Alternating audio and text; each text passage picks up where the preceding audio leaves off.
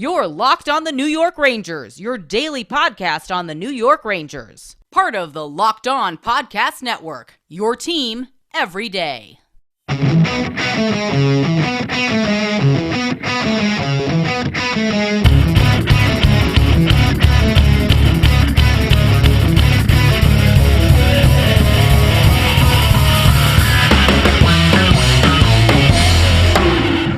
Welcome back, Blue Shirts fans, to episode number 586 of the Locked On New York Rangers podcast. I'm your host, John Chick. Just want to thank you guys for making Locked On New York Rangers your first listen every day. We are free and available on all platforms. That song you're hearing right now is, of course, Leave the Lights On from our good friends at Passafire. You can check those guys out anywhere you get your music. And today, very special treat for you guys. We have a crossover edition with Mr. Jared Ellis of Locked On Carolina Hurricanes. The Rangers and Canes obviously going to be playing each other on Tuesday night. If the Rangers win, they will stay alive as far as the possibility of winning the Metro Division. If the Canes win, they clinch the Metro, and that would lock the Rangers into a second-place finish in the division. They still would have home ice advantage in the first round of the playoffs either way. But yeah, here is our conversation. Once again, a crossover special with Mr. Jared Ellis of Locked On Carolina Hurricanes. Enjoy. All right, welcome back, Ranger fans and Canes fans. We got a very special crossover edition for you guys here today. This is John Chick with Locked On New York Rangers, joined here by Jared Ellis of Locked On Carolina Hurricanes. Jared, how we doing today, buddy? I am doing amazing. It is a lovely Sunday afternoon here in Raleigh, sitting out on my porch. Got my liquid death water here, hydrate or dihydrate, but it's a great day. Always important, yeah. So I figure, obviously the Canes, they played a little bit earlier today. And for anybody listening to this, for some reference, we are recording this on late Sunday afternoon here, as Jared just mentioned. Jared, it's interesting because the Canes, they hit a little bit of a rough patch, maybe just a little bit of a slump, but they've obviously found their game pretty quickly here. They've now won 4 in a row, if I'm not mistaken. What are you seeing from this team over the last handful of games here? How have they been able to turn it around as the playoffs rapidly approach here? I would say the big thing and what we've been seeing from this team right now is resilience. They're really dealing with some injuries. After that game in Colorado, Jordan Stahl got knocked out in that game. He's obviously back now, but you lose your captain. Even if it's for just one game, that's still a big hit. Frederick Anderson, he's out with injury as of this recording. He's going to be reevaluated at some point this week. By the time this episode goes up, we may have an answer on that. We just don't know right now. Antti Raanta left this game against the Islanders this afternoon with a lower body injury. So we're dealing with some injuries right now in a very important position as well in goaltending. But this team, they have really bounced back and, again, just been resilient right now of supporting Pyotr Kochetkov. I'm still learning how to pronounce his last name. It's a little bit difficult, but they're really supporting Pyotr and rallying behind him. He's won his first 2 NHL games that he played in. He won his debut in New Jersey in overtime, and then he came into this game against the Islanders in relief of Antti Raanta and got the win there as well. Yeah, no, it's great stuff. It's, obviously, I know we were talking right before we started recording. It's nice to see both of our teams playing well with the playoffs, right here. I mean, we're right at the finish line as far as the regular season is concerned. But something that's kind of interesting, the Rangers and Canes, we don't know who's going to win the division yet, although the Canes, by beating the Islanders, they obviously give themselves the inside track. I was kind of hoping, Jared, that, this game would be for first place. It's not meant to be, but the Canes can clinch the division. If they win this game, the Rangers can stay alive as far as the division is concerned, if they get the win. But I'm wondering, man, like how important is the division to you? I mean, it's obviously nice to have home ice advantage and all that, but is this something that you feel that the Canes, really need to get? Obviously, they have a great hometown support there in Raleigh. So your thoughts on that? Yeah, this is one, I can see both sides of the argument for it. Kind of preserve yourselves heading into the playoffs and, of not necessarily giving, everything you have. last year when it came to the President's Trophy race. They kind of preserved themselves a little bit, right there in that last little stretch, and they didn't win it because they very well could have won the President's Trophy last year. But for me personally, I think it is important to win the division because, as of right now, as of this recording, they're guaranteed to have home ice advantage in at least the first round, which is obviously good. But you want to have it as much as you can throughout the playoffs, whether it's first and second round only, first, second, and third round, and then, all the way to the Cup final. So for me, it is important because you want every advantage you can have, no matter how minimal it may be. I think I'm on the same page as you there, man. It's important. The one thing I would not do, the Rangers right now, they're dealing with some injuries. Kakko, Copp, and Hedel they all missed the last game. They are all expected back by the time that the playoffs start. I wouldn't, certainly risk injury. It's not like the Rangers, need to win all these last 3 games to get into the playoffs. They're going to be in there no matter what, and they're going to have home ice in the first round no matter what. It's a delicate balance. If these guys, if you feel like they're ready to go, then by all means throw them out there. But I wouldn't, run them into the ground and, potentially risk a re-injury just to win the division. And, I realize it's great to have home ice advantage, and I think that's especially true with the Rangers being such a young team and, an experienced team when it comes to postseason hockey. Obviously, look, Rangers and Canes, they could beat each other in the second round, in a perfect world for both of us. So, it'd be great to have home ice for that, but at the same time, they are 4 points back now, and I don't think I would, risk injury to any of the players just in the hopes of chasing down the division championship, if that makes sense. Yeah, I totally agree there. Say Freddie is medically cleared tomorrow on Monday. I don't know if that's when he's getting evaluated or what, but do you want to put him in then Tuesday against a team that it's going to be a battle? These are 2 of the top teams in the NHL. Do you want to risk that re-injury or say the same thing to Antti Ranta? So, I totally get it. Again, you want every advantage you can have, and it'd be nice to have another division championship banner up there. Of course, that would be nice. Yeah. But, again, you do have to make the smart decision as well. I'll take that question one step further as well, because, obviously I was looking at the Canes schedule. They have 2 games left. The Rangers have 3. If the Canes, if they beat the Rangers on Tuesday, then they win the division. The only team that they wouldn't have home ice against in the Eastern Conference playoffs would obviously be the Florida Panthers, because they just apparently are never going to lose another hockey game. But let's say that, the Canes wrap up the division. They then play, I think it's against the Devils in their season finale. If you're Rod Brindamore, do you rest anybody, or do you just keep going pedal to the metal and let's just steamroll our way into the playoffs? Any thoughts on that? I say with that, if they clinch on Tuesday, that would be awesome. I would say, on Thursday against the Devils. Today's episode of Locked On New York Rangers is brought to you by HelloFresh. With HelloFresh, you get farm-fresh, pre-portioned ingredients and seasonal recipes delivered right to your doorstep. Skip the trips to the grocery store and count on HelloFresh to make home cooking easy, fun, and affordable. That's why it's America's #1 meal kit. Get farm-fresh, seasonal produce, and easy-to-make recipes delivered right to your door every week. Ingredients travel from the farm to your doorstep in under a week, so they always arrive fresh, all without a trip to the grocery store or the farmer's market. I like HelloFresh because it allows me to make dinner quickly and easily, and I'm always ready to watch the Rangers at 7 p.m. Go to HelloFresh.com/LockedOn16 and use code LockedOn16 for up to 16 free meals and 3 free gifts. Go to HelloFresh.com/LockedOn16 and use code LockedOn16 for up to 16 free meals and 3 free gifts. All right, just want to thank you guys for making Locked On New York Rangers your first listen every day. For your next listen, check out the Locked On Now podcast. Nightly recaps of every NHL game with analysis from our local experts. It is free and available wherever you get your podcasts. So, Jared, I figure we might as well look at the playoff picture as it currently stands here, because I'm curious about this. If the season ended right now, Rangers are playing the Penguins, and that's been a really nasty matchup all season. Rangers have won 3 out of 4 against the Pens. Right now, it looks like the Canes would square off against the Bruins, and I saw a stat the other day.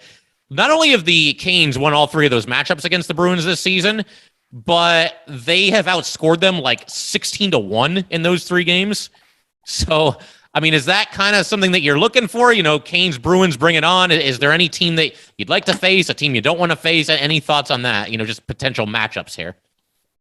Yeah, so with that matchup against the Bruins, I personally really like that matchup. I've talked about it multiple times already on my show, and it's one where I feel like the Hurricanes, their experience is showing now, because in the previous 2 playoffs that they played the Bruins in, you had the 18-19 conference final where the Hurricanes got swept. And then you had the bubble where, the Hurricanes ended up sweeping the Rangers in that first round, qualifying round, whatever you want to call that. And then they faced the Bruins in the following round, and they lost 4-1. So you look at that now, I feel the Hurricanes' inexperience was a factor there, and as well as the Bruins were still kind of at the height of their late 2010s run that they were having. And now the Hurricanes are a little bit older, have some more experience under the belt, and the Bruins are an older team. I've said it multiple times, kind of all season long, you kind of are seeing a changing of the guard type thing this season with teams like Pittsburgh, Washington, Boston. They're all playoff teams still, but they used to be like the number 1 and number 2 spots in their division. And now Pittsburgh is in the 3rd spot, could end up losing that to Washington. And speaking of Washington, they're a wild card team along with Boston.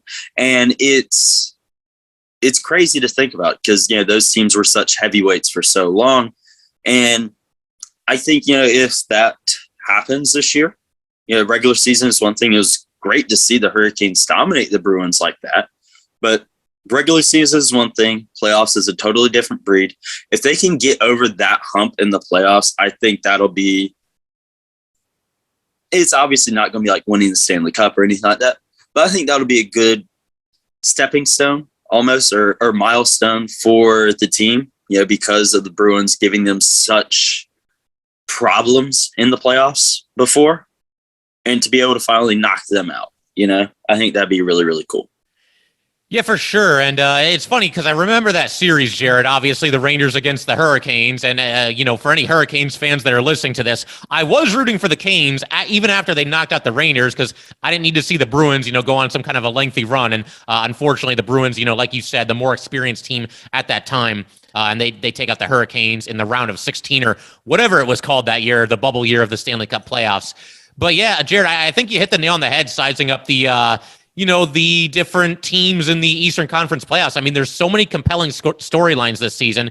You've got, the 3 teams that you mentioned that are kind of the old guard, the Caps, the Bruins, and the Penguins. They're still in the playoffs. Do any of them have another run left in them? But then you've got these teams that are kind of newer to the playoffs, like the Canes and the Panthers. They've both kind of been knocking on the door in recent seasons and might be on the verge of a Stanley Cup run. Obviously, the Rangers are kind of the team that has overachieved this year, and I don't think too many people thought that they'd be, first of all, even in the playoffs, but then also hosting a first-round playoff series matchup, even in a worst-case scenario. And then Toronto, I mean, can they win a playoff series finally? So I can't wait, man. I mean, I'm always excited for the Stanley Cup playoffs, but the fact that the Rangers are now back in it and just all these different compelling storylines that are going on right now, it's going to be just absolutely incredible must-see TV, and I plan on watching as much of it as I possibly can.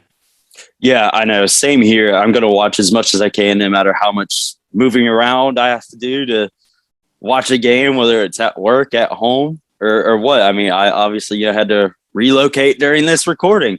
But yeah, this is one of those things that it's gonna be a must-watch playoff season for sure. Today's episode of Locked On New York Rangers is brought to you by Rock Auto. With the ever-increasing numbers of makes and models, it is now impossible for your local chain auto parts store to stock all the parts you need. Why endure often pointless or seemingly intimidating questioning like, is your Odyssey an LX or an EX, and wait while the person behind the counter orders the parts on their computer, choosing the only brand their warehouse just so happens to carry. You have computers with access to rockauto.com at home and in your pocket. Save time and money when using Rock Auto. Rock Auto is a family business serving do-it-yourselfers for over 20 years. Rock Auto prices are reliably low for every customer. Go explore their easy-to-use website today to find the solution to your auto part needs. Go to rockauto.com right now and see all the parts available for your car or truck. Write Locked On in their How Did You Hear About Us box so they know we sent you. Amazing selection, reliably low prices, all the parts that your car will ever need. RockAuto.com. All right, and I figure, Jared, I wanted to ask you about this as well, because we haven't talked, I don't think, since the trade deadline has come and gone this season, and obviously the Canes, they pick up Max Domi. I believe it was a 3-team deal that landed him there in Raleigh with you guys. But, what were your thoughts on, first of all, the Max Domi trade, and how's he been doing so far with the Canes? How's he been fitting in? Yeah, to be completely honest, I wasn't a fan of the trade. I felt it was one that I didn't get it, honestly, because not only did they trade for him and he hasn't really been having that great of a season even before here, they didn't ship anyone out. So now rather than having just one forward scratched, you're having two scratched. And outside of today's game against the Islanders and the game against Arizona, he's been meh at best. And at his worst, he's hurt the team more than he's helped it. And I get them wanting their trade deadline acquisition to be playing and producing and all that stuff. I get it. But there have been several occasions where I feel he should have been the one getting scratched, not Steven Lawrence and not Derek Stepan. But in today's game against the Islanders, he played good. And he had a goal there, and that's obviously what the Hurricanes are wanting out of him. And he had his 100th career one against Arizona a few days ago. But it's one that I am still struggling to figure out. And I know a lot of folks, they don't always want to hear that. They want to hear folks, raving about trade deadline acquisition and just how good they're doing and blah, blah, blah. But this one, I don't get it. This was not a Brady Shea trade deadline, a Vincent Trocheck trade deadline. It wasn't one of those. This is a bit of a head scratcher, honestly. Yeah, and just to kind of build on that, I mean, Domi, questionable trade aside here, do you wish they had done more than just the one move? Because that was pretty much it as far as their action. And I don't know, man, watching the Canes over the years, these last couple of years, they just seem to get better and better. And I thought this might be kind of like their all-in season where it's like, dude, let's just like deal draft picks, let's deal prospects, let's bring in some guys that can help us, and let's win the Cup this season. I mean, were you kind of at that point, and did you think that maybe they could take that approach this year at the deadline? Yeah, I honestly, at the trade deadline, I didn't expect them to go out and get, to be honest, with their roster they have right now, a third or fourth liner. Max Domi, majority of his playing has been on the fourth line.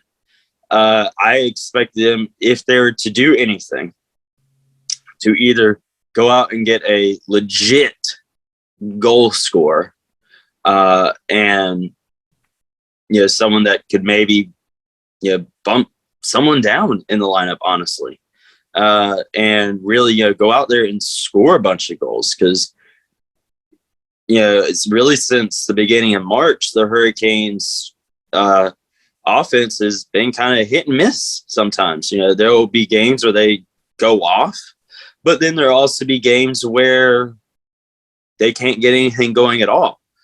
And so that was one move I could see them making, or could have seen them making. Not one that I necessarily thought they had to do, because you look at the team right now, they have 5 guys with 20-plus goals this season. So it's not that they can't score at all. That isn't necessarily a problem, but it was one of those, getting into the playoffs, you want as much firepower as you can have. And then the only other thing I really could see them doing is maybe kind of bolster the bottom pairing on their defense, because I think Ian Cole's been good, not great, but good. And they kind of have cycled Ethan Bear and Brendan Smith in and out of the lineup. Since Brendan Smith came back from his injury, I think he's been far and away the better defenseman over Ethan Bear. But that's still, you're flip-flopping these two guys. You want, all right, this is the pairing we're rolling with, not, all right, are we going with this guy or that guy? So I thought they may have done one of those, but it wasn't necessarily a trade deadline where I thought they absolutely had to do this. But this honestly felt like a trade for the sake of making a trade. Honestly, it wasn't one of those like, this is a better team now. It raised more questions than answers. Yeah, he's had kind of a weird career trajectory, because as recently as I think it was 3 years ago, he had a really big season, but then he kind of just tapered off just as quickly and just has never really hit that next level that you're certainly looking for him to get to. But with the Rangers, I've been saying it on my podcast, but I feel like they've been like the winners of the trade deadline season. I mean, the fact that they got Frank Vatrano from the Panthers for just a 4th-round draft pick, which is weird in and of itself, because the Panthers and Rangers are both, buyers this year. You don't really expect them to strike a deal, between the two of them. But Vatrano, he's gotten a chance to play with Mika and with Kreider. He's really taken advantage of it. He's got a heck of a shot. And Andrew Copp, I mean, he got injured in the same game against the Islanders, in which he had a natural hat trick in the first period, which was crazy. Him and Panarin have just been in lockstep ever since he came over. He's fit this team like a glove. And when we saw that he, was out of the game with a lower body injury, Ranger fans were very, very nervous, because this guy has been a godsend. I mean, he has points, I think, in 13 of the 15 games that he's played so far with the New York Rangers. And, he's always been a solid all-around player, but he's taken, as far as points, he's taken his game to a whole nother level. Tyler Mott's injured, won't be back unless the Rangers make a, fairly deep playoff run, questionable hit by the Penguins that took him out of the lineup. And, it's interesting, Jared, because you mentioned the third line and still kind of trying to figure that out. I feel like the Rangers, it's kind of the same deal, because they traded for Justin Braun at the deadline as well. And, I like Braun. It's a good depth piece, but I was afraid that, Braden Schneider was going to have to come out of the lineup. And, Schneider's a 20-year-old, and he's done great for a rookie, seeing his first taste of NHL action this season. And so there's kind of a situation where between Braun and Schneider and Patrick Nemeth, it's like 3 guys for 2 spots. I think Schneider has kind of solidified his spot in the lineup, but it's going to come down right to the wire, between Braun and Nemeth. I wouldn't be surprised to see either one of them as kind of the 6th defenseman in the lineup. But, it's crazy to think, as good as these teams have been this season, that, there's still kind of some position battles going on, and guys can kind of still work their way up and down the lineup. I mean, is there anything like that going on with the Canes as far as guys, trying to stake their claim to the top 6 or the top 4 the defensemen or anything like that? Yeah, I would say top 6 wise, really the only thing you see changing there is occasionally Max Domi slotting in up there. But for the most part, he's pretty much been on the 4th line, because I actually totally misspoke there earlier when I said Domi being a 3rd or 4th liner, because our 3rd line has been far and away our best line all season long. And you'll like this, because it's the line of Nino Niederreiter, Jordan Stahl, and Jesper Fast, your former Ranger there. That line has been absolutely insane this year. So Domi kind of slotting in there on either the 2nd line or the 4th line. But yeah, there's definitely some position battles, mainly on the 4th line, because that's when you'll see, whether or not Max Domi is going to be there. Stephen Lawrence, Derek Stepan, those three guys kind of cycling in and out. Right now, it's just two guys there. It'll either be because Jesper Kotkaniemi, he's out again with injury due to a questionable hit. Because that was another injury I forgot to mention earlier as well, because he's another guy that's out. And then, as I mentioned, that bottom defensive pairing of whether or not it'll be Ethan Bear or Brendan Smith, because they tried the Ethan Bear and Brendan Smith pairing once a few games ago, and they scratched Ian Cole. That did not work at all. I know I don't want to be like too negative, but that was a bad pairing. Ian Cole needs to be out there for sure. But yeah, there's definitely still some of those position battles. And I don't necessarily think it's like a position battle in the traditional sense. It's, guys being able to stay fresh and being able to stay sharp.